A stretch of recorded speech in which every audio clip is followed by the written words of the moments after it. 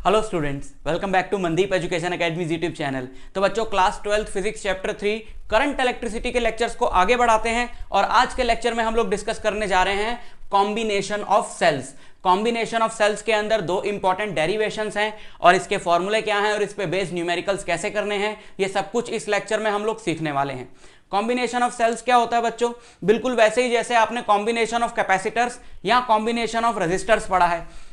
Combination करने की जरूरत क्या है कि जैसे मैं रेजिस्टर्स को सीरीज या पैरेलल में क्यों कंबाइन करता हूं कि मुझे जितना रेजिस्टेंस चाहिए सर्किट में, मेरे पास जो रेजिस्टर्स हैं वो उतनी वैल्यू के नहीं हैं, तो मुझे पता होना चाहिए कि जितनी वैल्यू के मेरे पास रेजिस्टर्स अवेलेबल हैं उनको मैं कैसे कनेक्ट करूं सर्किट में कि मुझे डिजायर्ड रेजिस्टेंस मिल सके, है ना। कि जैसे आपको 10 ओम रेजिस्टेंस चाहिए लेकिन आपके पास जो रेजिस्टर्स अवेलेबल हैं वो 5 ओम के ही हैं, तो आपको पता होना चाहिए कि दो को मैं सीरीज में कनेक्ट करूंगा तो 5 + 5 मेरे को 10 ओम मिल जाएगा। इसी तरीके से अगर हमारे पास जो सेल्स हैं उन सेल्स का जो पोटेंशियल डिफरेंस है या जो ईएमएफ है वो उतनी नहीं है जितनी हमें चाहिए। जैसे मेरे पास सेल्स हैं 2-2 वोल्ट के, बट मेरे को सर्किट में एक बैटरी चाहिए 10 वोल्ट की, तो मेरे को पता होना चाहिए कि मैं इन सेल्स को कैसे कनेक्ट करूं कि मेरे को 10 वोल्ट मिल सके। तो बाकी कॉम्बिनेशंस की तरह यहां पर भी दो ही तरह की कॉम्बिनेशंस हम लोग पढ़ने वाले हैं, series combination and parallel combination. इसके लिए फॉर्मूला कौन सा यूज होगा जो लास्ट लेक्चर में हमने पढ़ा था, उसको मैं एक बार आपको रिवाइज करा देता हूं। जैसे कि ये सेल है, इसका ईएमएफ ई है, इसका इंटरनल रेजिस्टेंस आर है और इस ब्रांच में जो करंट है वो आई है। तो यहां से यहां तक जो पोटेंशियल डिफरेंस होता है which is called the terminal potential across the cell, that potential difference V is what? E minus I into R, है ना। और यही फॉर्मूला हम लोग आज की क्लास में यूज करने वाले हैं। अगर आपको इस फॉर्मूले के बारे में नहीं पता है तो इस लेक्चर को बंद करके पिछला वाला लेक्चर देखो पहले, वरना आप कंफ्यूज ही होते रहोगे हमेशा कि ये आया कहां से। ठीक, समझ गए? थोड़ा सा रिवाइज करा देता हूं कि जैसे यहां से लेकर यहां तक जो पोटेंशियल डिफरेंस होगा वो क्या होगा कि जितना इस सेल का ईएमएफ है, जैसे इसने 10 वोल्ट दिया, उस 10 वोल्ट में से 2 वोल्ट इसके इंटरनल रेजिस्टेंस को ओवरकम करने में खर्च हो गया, तो यहां से लेकर यहां तक कितना बचेगा भैया? 8 बचेगा, है ना। तो यहां पे करंट है आई और इसका रेजिस्टेंस है आर, तो यहां पे कितना ड्रॉप होगा? यहां पे ड्रॉप होगा आई इंटू आर, और ई टोटल था तो बचेगा कितना? ई माइनस आई आर, यहां से लेकर यहां तक वी, है ना। ये एनर्जी कुछ इसने 10 जूल की एनर्जी दी, 2 जूल यहां खर्च होगी, तो यहां के लिए कितनी बची? 8 जूल, सिंपल सी बात। तो V equal to E minus I R. तो यहां पे हमारे पास आप देख रहे हो कि दो सेल्स जो हैं वो सीरीज में कनेक्टेड हैं। एक का ईएमएफ है E1, एक का E2, एक का इंटरनल रेजिस्टेंस R1 और दूसरे का इंटरनल रेजिस्टेंस R2। अब हमें निकालना है इनका इक्विवेलेंट ईएमएफ। इक्विवेलेंट ईएमएफ का मतलब है कि ये दोनों सेल्स मिलके कितना ईएमएफ देने वाले हैं। ठीक है, तो हम इमेजिन करें कि इन दोनों की जगह एक सिंगल सेल लगा है जो ऐसा दिखता है और ये रहा उसका इंटरनल रेजिस्टेंस। तो हमें निकालना है कि उस सेल का ईएमएफ क्या होगा। ठीक है, तो हम अभी के लिए मान लेते हैं कि उस सेल का जो ईएमएफ है वो ई इक्विवेलेंट है और उसका जो इंटरनल रेजिस्टेंस है वो आर इक्विवेलेंट है। इस आर इक्विवेलेंट के बारे में तो हमको पता होगा क्योंकि ये दोनों सीरीज में है। भैया सेल्स का ईएमएफ क्या है सीरीज में वो हम निकाल रहे हैं ना, लेकिन रेजिस्टर्स जो सीरीज में रहते हैं वो तो R1 + R2 होता है। तो इस सर्किट का ये जो दोनों सेल सीरीज में लगे हैं, इक्विवेलेंट रेजिस्टेंस तो अपने को पहले से पता है कि क्या होगा? R1 + R2, है ना। हम बात करते हैं कि इक्विवेलेंट ईएमएफ क्या होगा। तो शुरू करते हैं बच्चों। देखो, यहां से यहां तक और यहां से यहां तक पोटेंशियल डिफरेंस कुछ मान ले। यहां से लेकर यहां तक जो पोटेंशियल का डिफरेंस है मान लेते हैं वो V1 है, और यहां से लेकर यहां तक पोटेंशियल का जो डिफरेंस है मान लेते हैं V2 है। अब ये दोनों सीरीज में है तो करंट तो दोनों में बिल्कुल सेम रहेगा, है ना। यहां से जो करंट आई है वही करंट यहां पर भी रहेगा। पूरी ब्रांच में जो करंट है वो क्या रहेगा? आई रहेगा। ओके, यहां से लेकर यहां तक जो पोटेंशियल है वो V है, तो वो V क्या होगा?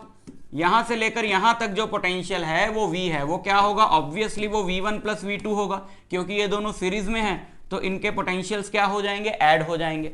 ओके, अब इनके लिए इंडिविजुअली ये वाला फॉर्मूला लगाएं, E माइनस आई आर वाला, तो ये यहां पे, यहां से लेकर यहां तक जो पोटेंशियल ड्रॉप है ये V1, ये अपने को क्या मिलेगा E1 minus IR1 plus V2 की जगह हम क्या लिख सकते हैं E2 minus IR2 and this is V मतलब यहां से लेकर यहां तक का पोटेंशियल, यानी कि इसके अक्रॉस है ना, इन्हीं का इक्विवेलेंट, ये पूरा सर्किट ही तो ये माना हमने, सो दिस इज V। ठीक है, यानी कि इस वाले सर्किट के लिए अगर हम देखें तो इक्वेशन क्या बनेगी, इसके लिए इक्वेशन बनेगी V इक्वल टू, करंट तो इसमें भी I ही होगा क्योंकि ये पूरी सेम ब्रांच तो है, तो ये इक्वेशन बनेगी E equivalent minus I R equivalent, है ना, ये इक्वेशन बनेगी।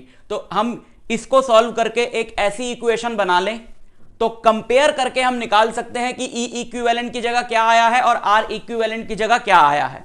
बनाओ जरा, ये रही आपके सामने इक्वेशन, E1 प्लस E2 एक साथ लिख लो, V equal to E1 plus E2, ये E1 प्लस E2 एक साथ लिख लिया, माइनस IR1 IR2 में से माइनस I कॉमन ले लो, तो ये हो गया माइनस I कॉमन ले लिया, यहां पे बचा R1 प्लस R2। कंपेयर करो, कंपेयर करो, V की जगह V है, इक्वल की जगह इक्वल है, तो माइनस की जगह माइनस है, I की जगह I है, और R इक्विवेलेंट की जगह R1 प्लस R2 है जो हम पहले ही प्रिडिक्ट कर चुके थे। तो बताओ E इक्विवेलेंट की जगह क्या है, comparing this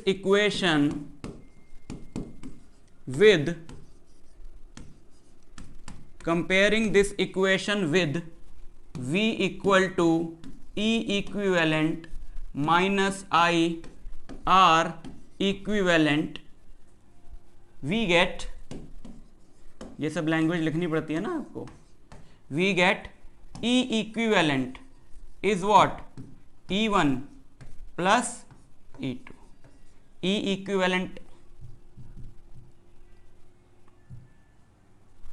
equivalent is E1 plus E2 आपको मिल गया। यानी कि जब दो सेल्स सीरीज में लगाए जाते हैं तो उनकी EMFs ऐड हो जाती हैं। अगर आपके पास दो सेल हैं 2-2 वोल्ट के और आपको सर्किट में चाहिए 4 वोल्ट का EMF, तो आप उन दोनों को सीरीज में लगाओगे ऐसे कि एक का नेगेटिव टर्मिनल दूसरे के पॉजिटिव टर्मिनल से कनेक्टेड हो। समझ में आई बात? E1 plus E2 and for n cells क्या होगा,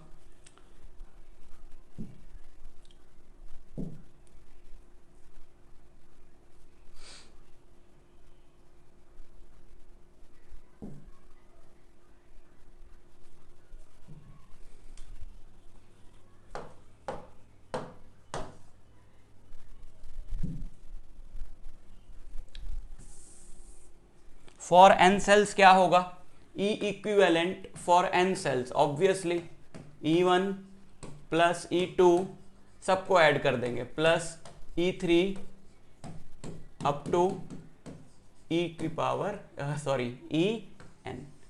ठीक, समझ में आया? Clear? Okay.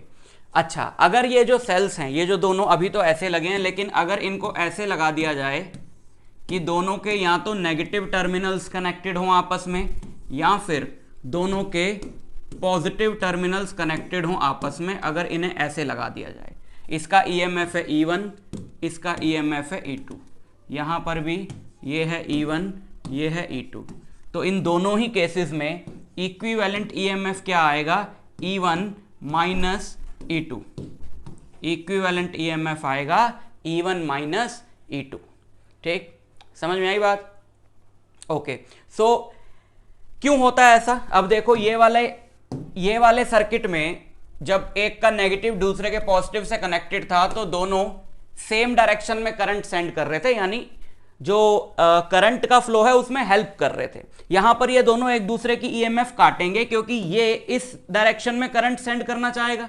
Current positive terminal से हम लोग निकलता हुआ मानते हैं ना, क्योंकि इलेक्ट्रॉन के अपोजिट डायरेक्शन में मानते हैं, इलेक्ट्रॉन के फ्लो के अपोजिट डायरेक्शन में मानते हैं। इसमें इलेक्ट्रॉन इधर आएगा पॉजिटिव की तरफ, यानी करंट इधर है, और इधर इसमें इलेक्ट्रॉन ऐसे आएगा यानी करंट इधर है। तो आप ये देखो, ये वाला सेल करंट इधर भेजना चाह रहा है, ये इधर भेजना चाह रहा है, तो दोनों ही एक दूसरे की ईएमएफ को काटेंगे। सिमिलरली ये करंट इधर भेजना चाह रहा है जबकि ये इधर भेजना चाह रहा है, तो ईएमएफ को काटेंगे। अगर इन दोनों का ईएमएफ इक्वल होगा, सोचो इसका 2 वोल्ट है, इसका भी 2 वोल्ट है और ऐसे लगा दिया आपने, तो ये कह रहा है कि मैं जितना करंट इधर भेजूंगा, ये कह रहा है मैं उतना ही उधर भेजूंगा, है ना। एक तरीके से आप ये सोचो कि यहां पर एक इलेक्ट्रॉन है, ये कह रहा है मैं भी खींचूंगा, ये कह रहा है मैं भी उतनी ही एनर्जी से खींचूंगा, तो वो इलेक्ट्रॉन किधर जाएगा, कहीं भी नहीं जाएगा, तो करंट क्या हो जाएगा, जीरो। तो इन दोनों केसेस में जो इक्विवेलेंट ईएमएफ है वो ये है, ठीक है। आपके पास कोई भी डिवाइस वगैरह होता है घर में जिसमें एक से ज्यादा सेल डलता है, जैसे रिमोट हो गया, रिमोट कंट्रोल में 2 सेल डलते हैं, 2 इसलिए डलते हैं क्योंकि एक सेल जो है हमारा वो 1.5 वोल्ट का है, और रिमोट 1.5 वोल्ट पे चलता नहीं है, 3 वोल्ट उसको चाहिए। 3 वोल्ट कैसे मिलेगा, दोनों सेल्स को सीरीज में लगा के। दोनों सेल सीरीज में कैसे लगते हैं, आपने देखा होगा, ऐसे पैरेलली लगते हैं मैक्सिमम डिवाइसेस में, और एक का पॉजिटिव ऊपर तो एक का नेगेटिव ऊपर, इसका ये पॉजिटिव है ये नेगेटिव है, तो इसका ये नेगेटिव है ये पॉजिटिव है, क्योंकि ऐसे लगाए जाते हैं ना ये दोनों सेल। आप इसको ऐसे मोड़ के इमेजिन करो, यहां से एक हम मेटालिक स्ट्रिप से इनको अंदर ही अंदर कनेक्ट कर देते हैं, तो अगर इनको खोल दिया जाए, ऐसे सीधी कर दी जाए ब्रांच, तो यही सर्किट बनेगा। तो ये ऐसे कनेक्टेड रहते हैं उसमें, ठीक, समझ में आई बात। अब बात करते हैं पैरेलल कॉम्बिनेशन की। ये आप देख रहे हो 2 सेल्स जो हैं ये पैरेलल लगे हुए हैं, तो जो करंट आएगा इस ब्रांच में, इस सर्किट में, वो करंट डिवाइड हो जाएगा 2 हिस्सों में, एक में चला गया I1 और एक में चला गया I2। So we can clearly see that I is equal to I1 plus I2, ठीक है। यहां पर भी अपनी रिक्वायरमेंट क्या है, यहां पर भी अपनी रिक्वायरमेंट यही है कि हम एक ये इक्वेशन निकाल लें किसी तरह, V equal to E equivalent minus I R equivalent. हम किसी तरह से ये इक्वेशन निकाल लें सॉल्व करके, जो इक्वेशंस हमें पता है उनकी हेल्प से, और फिर यहां से कंपेयर करके देखें कि E इक्विवेलेंट की जगह क्या है। सो R इक्विवेलेंट तो यहां भी हमको पता है क्योंकि ये दोनों पैरेलल में हैं, और पैरेलल में आप जानते हो 2 अगर रेजिस्टर्स लगे हैं तो उनका इक्विवेलेंट रेजिस्टेंस होता है R1 R2 upon R1 plus R2। तो ये कैसे निकलेगा, I1 और I2 की वैल्यू निकालो। देखो I1 और I2 की पहले वैल्यू निकाल लेते हैं, फिर इसमें पुट करेंगे। अब ये दोनों पैरेलल में है तो टर्मिनल पोटेंशियल डिफरेंस दोनों में ही क्या होगा, सेम, वो होगा V। तो दोनों के लिए अगर हम इक्वेशन लगाएं, V equal to E1 minus I1 R1, इसके लिए इक्वेशन लगाई, तो बताओ यहां से I1 क्या आएगा, यहां से I1 आएगा E1 minus V by R1, and similarly I2 अपने पास आएगा E2 minus V by R2, ठीक। तो I क्या था, I था हमारा I1 प्लस I2। इसमें हम ये दोनों वैल्यूज डाल दें, इसमें हम ये दोनों वैल्यूज डाल दें, जो इक्वेशन बनेगी उसको इस फॉर्म में लाने की कोशिश करेंगे, और फिर हम कंपैरिजन से E इक्विवेलेंट निकाल लेंगे। तो I equal to I1 plus I2, I1 is E1 minus V by R1, E1 minus V by R1 plus E2 minus V by R2, ठीक। I इज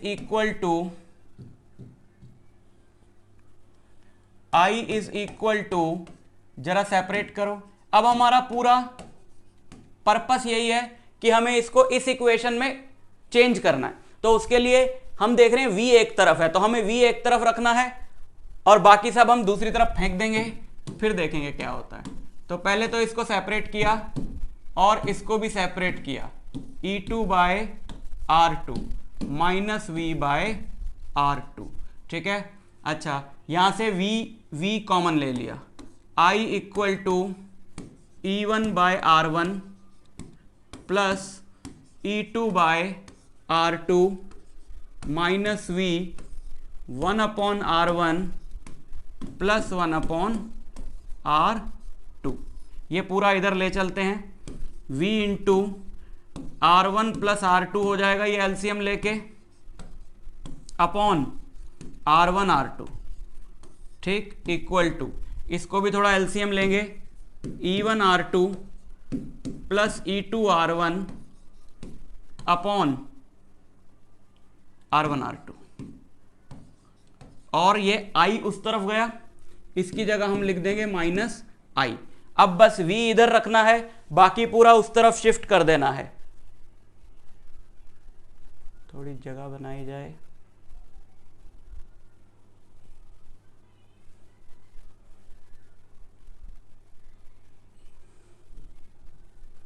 तो V इक्वल टू क्या हो जाएगा, ये पूरा उधर शिफ्ट हो गया, E1 R2 plus E2 R1 upon R1 R2, ये पूरा उधर गया, R1 R2 upon R1 plus R2 minus I, और इस I के साथ भी R1 R2, अब देखो थोड़ा थोड़ा आ रहा है, इस I के साथ भी R1 R2 upon R1 plus R2, ये आ गया ना। देखो I इंटू R इक्विवेलेंट, और R इक्विवेलेंट की जगह ये होना चाहिए था। अब यहां से देखो ये कट गया, बचा क्या,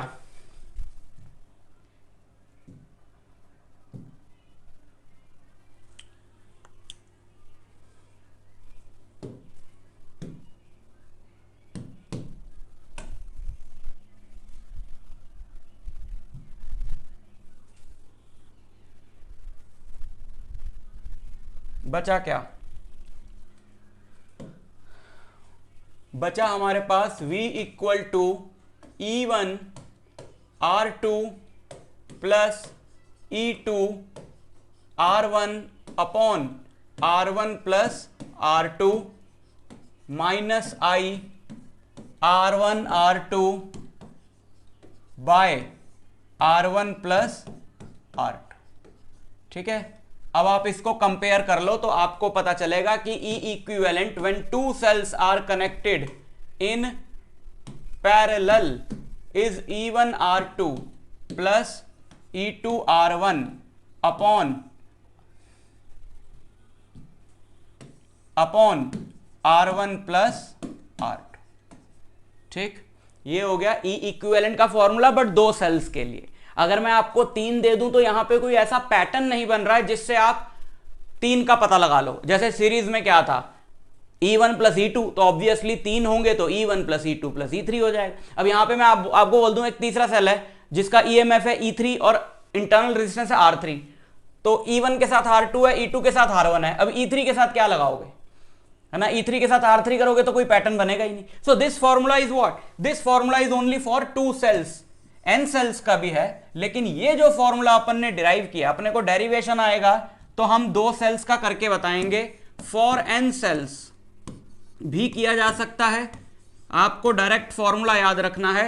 फॉर n सेल्स आपने फॉर्मूला लगाना है E equivalent by R equivalent is E1 by R1 plus E2 by R2 plus E3 by R3 and so on. इसमें भी अगर आप 2 सेल रख दोगे तो आपको यही फॉर्मूला मिल जाएगा, En बाय Rn। ठीक है, ये n सेल्स के लिए है। उनका इक्विवेलेंट EMF कैसे आएगा, इस पूरे को आप उनके R इक्विवेलेंट से मल्टीप्लाई कराओगे।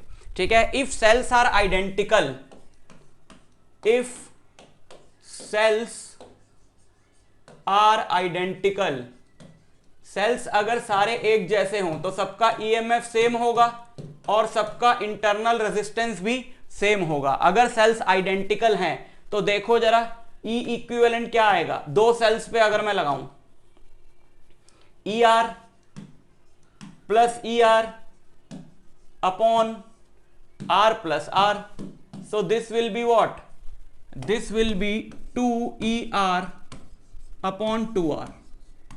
2 से 2 कट गया, R से R कट गया, सो E इक्विवेलेंट इज E।